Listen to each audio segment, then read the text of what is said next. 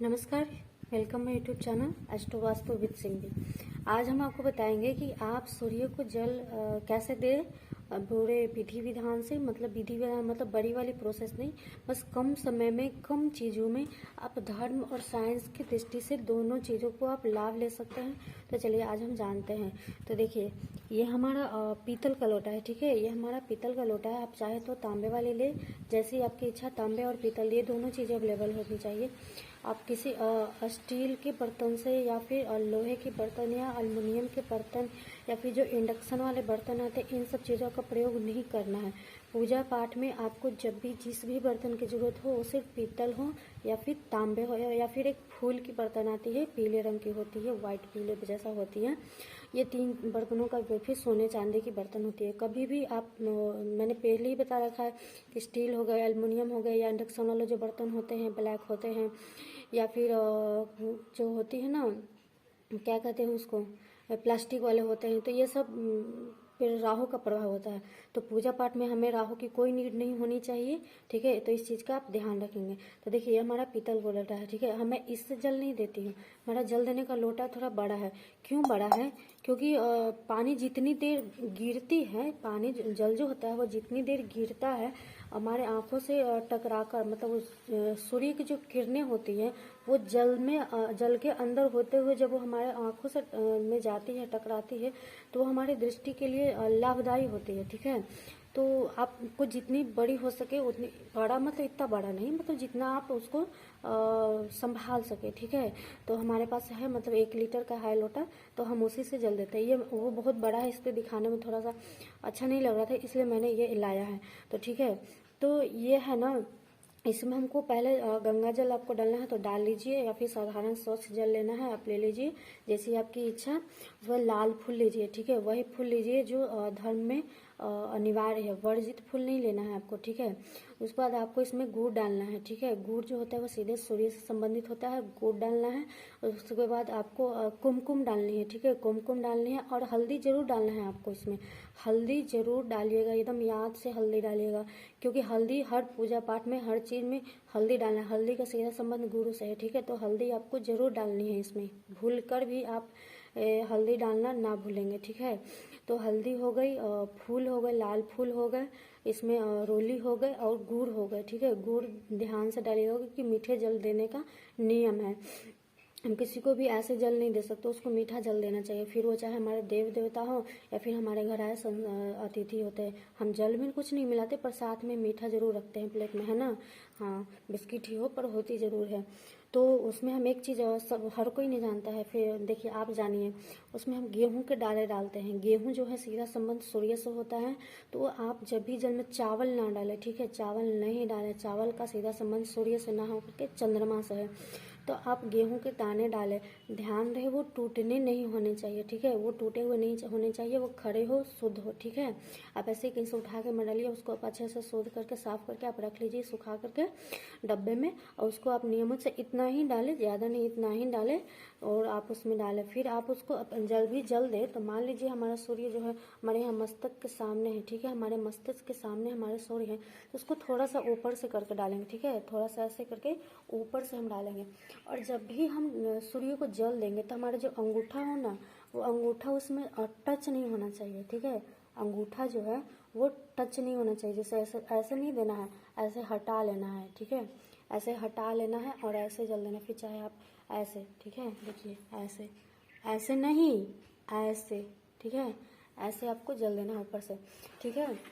तो जब भी आप ऐसे जल गिराएंगे, ठीक है, तो जल गिराने से पहले आप ऐसे हाथ में ऐसे लोटा लेंगे, ठीक है। ऐसे करके आप रखेंगे और वहाँ पर आपको कम से कम 5 बार या 7 बार या 11 बार, ठीक है, आपको गायत्री मंत्र जाप करनी है, ठीक है।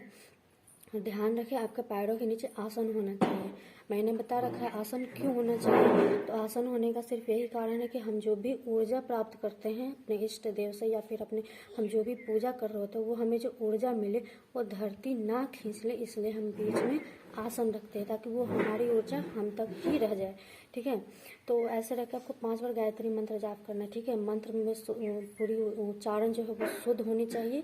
अगर आपने गलती से भी उच्चारण में कोई गलती कर दी तो उसको आपका अशुभ फल प्राप्त होगा। ठीक है, जैसे कहने का मतलब है कि मान लीजिए किसी भी शब्द का जब हम गलत उच्चारण करते हैं तो उसका अर्थ बदल जाता है ना।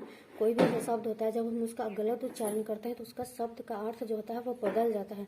तो ध्यान रखें कि जब भी आप गायत्री मंत्र या फिर कोई भी मंत्र आप जाप कर रहे हो तो उसके जो उच्चारण हो वो सही होने चाहिए, गलत नहीं होने चाहिए। ठीक है, तो आप 5 बार या 7 बार या 11 बार आप मंत्र जाप कर ले। पहले जाप करना है, जल देने के बाद नहीं जाप करनी, पहले आपको जाप करना है, ताकि जब हम जो हम बोलेंगे वो इस जल में समाहित होगा, है ना। जो भी हम बोलेंगे वो इस जल में समाहित होगा, और जब हम उसे अर्घ के रूप में जब हम उनको देंगे तो वो गायत्री मंत्र के साथ जो जल मिला होगा वो प्लस पॉइंट के तरफ होगा, तो वो हमारे हित में होगा। तो हमने मंत्र जाप कर लिया। ठीक है, मंत्र जाप कर लिया। ओम भूर्भुवः स्वः तत्सवितुर्वरेण्यं भर्गो देवस्य धीमहि धियो यो नः प्रचोदयात्, है ना। 5 बार 7 बार 11 बार आपको जितनी नीड है आप उतनी करें। उसके बाद आपको ऐसे जल देनी है। ठीक है, मस्तक से ऊपर। ठीक है, मस्तक से ऊपर, ताकि जो भी जल गिरे वो हमारे आंखों से, जो सूर्य की जो किरणें हैं वो हमारी आंखों तक जरूर पहुंचे। ठीक है, अब हम जल ऐसे गिरा रहे हैं, ऐसे गिरा रहे हैं। ठीक है, ऐसे गिरा रहे हैं तो एक बार से तो ओम गृहिणी सूर्याय नमः, फिर ऐसे हम लोग ऐसे ऐसे करके परिक्रमा लेंगे, ऐसे करके परिक्रमा लेंगे, है ना। ऐसे परिक्रमा लेंगे। फिर ओम आदित्याय नमः, फिर ऐसे करके परिक्रमा ऐसे करके ऐसे लेंगे। फिर ओम भास्कराय नमः ऐसे गिरा देंगे, फिर ऐसे करके कर लेंगे, ऐसे करके। फिर उसके बाद हम क्षमा मांगेंगे। ठीक है, हमें कोई भी ऐसी पूजा पाठ होती है अंत में हमें क्षमा जरूर मांगनी चाहिए हमसे, क्योंकि हम पूरी वेद के रचयिता तो है नहीं कि हमें पूरी तरह से सब चीज़ का ज्ञात है। तो हमें से कहीं न कहीं त्रुटि हो ही जाती है, हमें आम इंसान हो ही जाती है। तो हमें कि हे प्रभु, हे सूर्यदेव, हमसे जो भी त्रुटि हुई हो गायत्री मंत्र उच्चारण करने में या आपको अर्थ देने में, उसके लिए हमें क्षमा करें, क्षमा करें, क्षमा करें, क्षमा करें। ठीक है, ऐसा बोलना है आपको। उसके बाद आपको प्रणाम करना है, और उस लोटे में जो जल होगा, थोड़ा बहुत जल जरूर होगा, उसको आप ऐसे मस्तक पे जरूर लगाएंगे। ठीक है, ऐसे करके मस्तक पे आप 2 बार जरूर लगाएंगे। क्यों? क्योंकि इस जल में गायत्री मंत्र का उच्चारण किया हुआ है, तो ये जल अभिमंत्रित हो चुका है ना। ये जल अभिमंत्रित हो चुका है। अब ये जल जब हमारे यहाँ मस्तक पे लगेगा तो ये जो आज्ञा चक्र होता है ना, ये एक्टिव होता है ना। ऐसे करके जब हम ऐसे लगाते हैं, यहाँ पर जब हम प्रेस करते हैं, है ना, फोर्स देते हैं, तो यहाँ पर आज्ञा चक्र होता है। 3 नसें जब मिलती है यहाँ पर तो ये आज्ञा चक्र बनती है। आप लोगों ने देखा होगा 7 चक्र होते हैं हमारी कुंडलिनी में, होते हैं ना, तो यहाँ पे एक्टिव होते हैं। तो जब हम इसे पूरे जीवन में अपना लेते हैं तो कभी ऐसा समय ज़रूर आता है कि जब ये आज्ञा चक्र जो होता है ये पूरे रूप से एक्टिव हो जाता है। तो ये हमारे ज्ञान का जो हमारा जो ज्ञान में जो वृद्धि होती है ये वही ये कराता है। ठीक है, तो ये हमारे अनुभव को भी दर्शाता है, जो हमारे अच्छे अनुभव हो या फिर भविष्य में आने वाली कोई भी ऐसी विपत्ति हो या संकट हो, इन सब चीज़ों को ये पहला ही आभास करा देता है। तो ये आज्ञा चक्र हर इंसान में होता है। आप अगर चाहेंगे तो आपका भी एक्टिव होगा, आप नहीं चाहेंगे तो नहीं एक्टिव होगा। तो जो बचा हुआ जल होगा उससे आप यहाँ पर मस्तक पे जरूर लगाइएगा। ठीक है, तो ये छोटी सी प्रोसेस थी, हमने सोचा आप लोगों को बता दें। और बाकी आप लोग खुद समझदार हैं, है ना, सब समझदार हैं। अच्छी चीज़ें हर कोई जानना चाहेगा, हर कोई अपनाना चाहेगा। तो ये साइंस की दृष्टि से इसलिए हुआ कि जब आपको उगते हुए सूर्य को जल देंगे ना तो वो बहुत ज़्यादा लाभकारी होगा।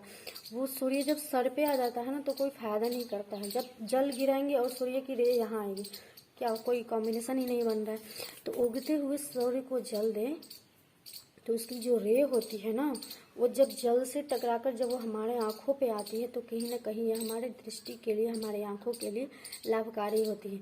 तो जब ये बच्चे भी ये कार्य करेंगे तो जाहिर सी बात है उनकी आँखें अच्छी होंगी, उनकी दृष्टि मजबूत होंगी। बहुत जल्द जो बच्चों के ऊपर आँखों पर जो चश्मा लग जाता है उनसे आप बचा सकते हैं। मान लीजिए आपके बच्चों की आँखें कमज़ोर हैं, उनके ऊपर लेंस लगा दी गई है, तो आप ये विधि अपनाइए, इसको आप करवाइए। 6 महीने के बाद आपको रिजल्ट खुद ब खुद दिखाई देगा, है ना। आप इतना नहीं करवा सकते हैं तो कम से कम सूर्योदय के समय, बाद में नहीं, सूर्योदय के समय जो 15 मिनट का जो टाइम होता है ना, जब सूर्य की लालिमा होती है, बिल्कुल लाल लाल होते हैं, पीली वाली नहीं, लाल लाल जो वाली होती है, सूर्य जब लाल अवस्था में होते हैं तो वो बच्चों को आप खड़ा करवा करके, ऐसे खड़ा करवा करके उनको आंखों से आंखें आप मिलाने को कहें, है ना, आंखों से उनकी रोशनी को मिलाने, उस पर बिल्कुल एकदम एक टक से देखने को कहें। इससे क्या होगा, उनकी जो रे होगी ना वो आंखों से टकराएगी और वो कहीं ना कहीं लाभ देगी, है ना। हाँ, ये साइंस भी ये चीज़ मानती है और सबको फॉलो भी करनी चाहिए। तो आज की ये छोटी सी जानकारी थी, आपको देनी थी, तो मैंने दे दी। अब आप इसको अपनाइए जीवन में। और मान लीजिए अगर आपसे पिछली कोई भी गलती हो रही थी तो उसको डोंट माइंड कीजिए और आप सही रूप से, सही क्रिया विधि से इसको अपनाइए और इसको कीजिए, ठीक है। उसके बाद 6 महीने बाद मुझे आप अपना विचार ज़रूर बताइएगा, ठीक है। मुझे आप सबके विचार का बहुत इंतज़ार रहेगा, ठीक है। चलिए, सबको राधे राधे।